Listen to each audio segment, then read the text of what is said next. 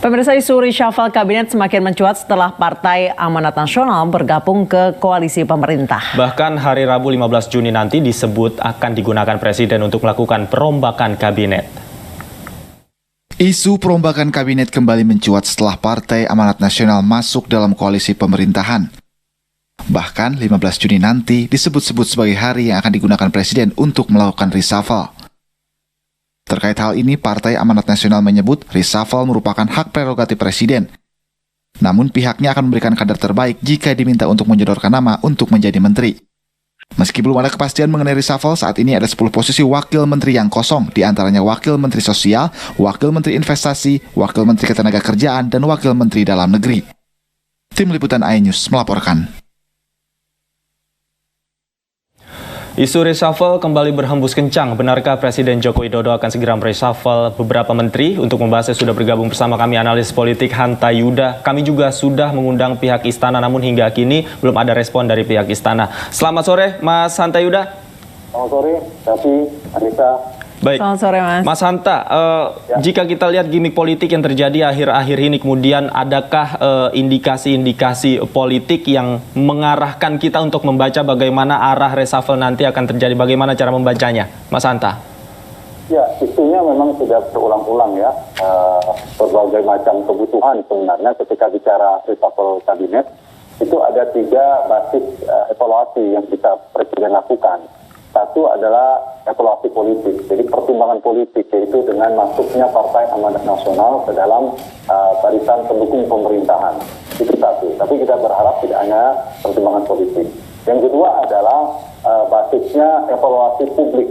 Setelah politik, publik itu bagaimana publik merespon beberapa nama menteri misalnya yang dianggap menjadi beban dalam pemerintahan, menimbulkan kegaduhan politik dan sebagainya.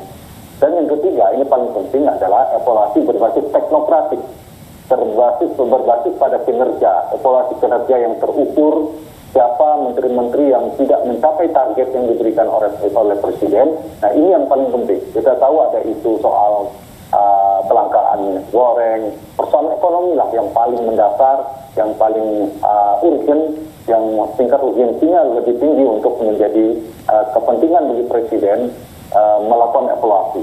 Jadi reshuffle ini adalah instrumen sebenarnya untuk melakukan instrumen bagi Presiden untuk meningkatkan kinerja atau performa para menteri. Lalu kalau kinerja para menterinya bagus, ini akan berdampak pada meningkatnya performa kabinet secara keseluruhan. Kalau kabinetnya baik, maka kinerja pemerintahan secara keseluruhan dan persepsi publik pada kinerja pemerintahan semakin baik. Nah ini, jadi reshuffle ini sebenarnya instrumen bagi Presiden kapanpun untuk dilakukan. Jadi bukan untuk sekedar wacana, sekedar isu tarik-menarik untuk ada tanda petik untuk menakut-nakuti atau bagi partai-partai di dalam koalisi yang sedang melakukan manuver politik dan sebagainya. Jadi reshuffle ini memang paling penting adalah untuk meningkatkan performa pemerintah. Baik, Mas Hanta, Ya. Sebenarnya urgensi soal meningkatkan performa, bergabungnya PAN atau jelang 2023, mana yang lebih urgent untuk segera reshuffle kabinet? Nah, kalau menjelang kontestasi 2024 atau sudah makin dekat ini, itu juga masuk pertimbangan politik. Ini juga instrumen, Anissa. Saya kira pertanyaannya bagus karena ini juga jadi alat bagi Presiden, tools bagi Presiden untuk jadi kalau ada partai-partai yang bermanuver, jadi ukuran begini. Kalau kemudian, sekarang kan lagi ramai KIB ya, manuver koalisi Indonesia Bersatu.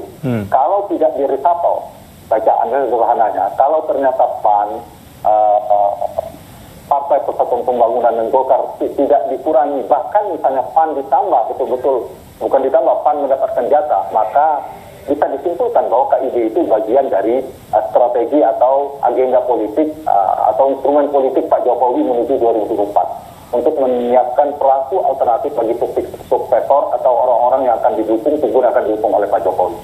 Nah, kalau ternyata ini memang manuver liar dilakukan oleh PAN yang baru bergabung ke pemerintahan, kemudian belum dapat jatah menteri pun misalnya sudah melakukan manuver di luar Pak Jokowi, maka saya yakin PAN tidak akan mendapatkan kursi. Tapi saya yakin yang pertama, karena di sana ketika KIB bertemu ada Pak Luhut hadir, kemudian ada Projo dan sebagainya. Jadi bisa disambungkan di sana. Ditambah ini juga menjadi apa ya? Bisa kirim pesan kepada Nasdem misalnya, dianggap ya, partai-partai yang paling tidak bisa dalam kontrol presiden sepenuhnya, kan yang bisa dikontrol presiden kan partai di KIB itu, Golkar, PAN dan P3. Nah, seperti Nasdem kan sulit dikontrol tanda petik, termasuk partainya Pak Jokowi yaitu PD Perjuangan. Nah, ini juga instrumen ke sana, yaitu dalam soal banding politik. Tapi juga bisa instrumen menjelang 2024 itu jika ada menteri-menteri yang melakukan secara politik sangat genit menyiapkan menjelang 2024, tetapi dia tidak mendapatkan restu dari Pak Jokowi itu presiden, nah itu Baik. harusnya diresapel. Mas Hanta, kalau misalnya bersangkutan didukung oleh Pak Jokowi, Baik. ceritanya justru siapkan panggung. Mas Hanta, kalau dilihat Presiden Jokowi beberapa kali marah di depan pers, di hadapan publik tentang kinerja menterinya, apakah itu memang sinyalemen kuat dari reshuffle? Tapi marahnya kayak udah dari pertengahan tahun lalu. Namun hingga saat ini masih belum ada isu reshuffle. Setiap Rabu Pon atau setiap Rabu Pahing itu selalu dihitungin katanya akan reshuffle gitu. Tapi tidak reshuffle sampai sekarang. Marahnya presiden itu paling efektif, paling bagus, paling memiliki dampak kalau melakukan reshuffle langsung keputusan. Jadi bentuknya kebijakan. Reshuffle langsung ganti kalau ada menteri yang tidak sesuai harapan presiden, performanya buruk. Itu paling penting menurut saya. Itu marah yang paling efektif. Nah, kalau misalnya lebih ke publik, itu mungkin lebih pesan komunikasi politik ya, komunikasi publik. Kalau saya katakan presiden lebih menyampaikan ke publik itu soal menjaga citra presiden saja, lebih pada menjaga citra presiden. Baik. Karena marah pada menteri itu lebih efektif secara tertutup ketimbang terbuka. Kalau terbuka dilakukan berulang-ulang, kemudian tidak dilakukan juga, itu justru menimbulkan kontraproduktif, memperburuk citra presiden, dan orang kan menganggap, Baik. ya ini gertak lagi, hanya gertak. Nah, gertak itu tidak baik menurut saya. Baik. Seorang presiden yang punya hak prerogatif untuk mengganti menteri kapanpun, tapi basisnya tadi betul soal kinerja. Kalau performanya buruk, ini alasannya mau dari parpol ataupun non parpol. Kalau kinerjanya buruk, maka diganti. Baik. Kesempatan presiden masih ada 2-3 tahun pemerintahan untuk kepentingan Pak Jokowi. Baik. Untuk mencari pembantu yang terbaik. Baik. Terima kasih Mas Hanta Yuda, analis politik telah bergabung bersama kami di News Sore. Selamat sore.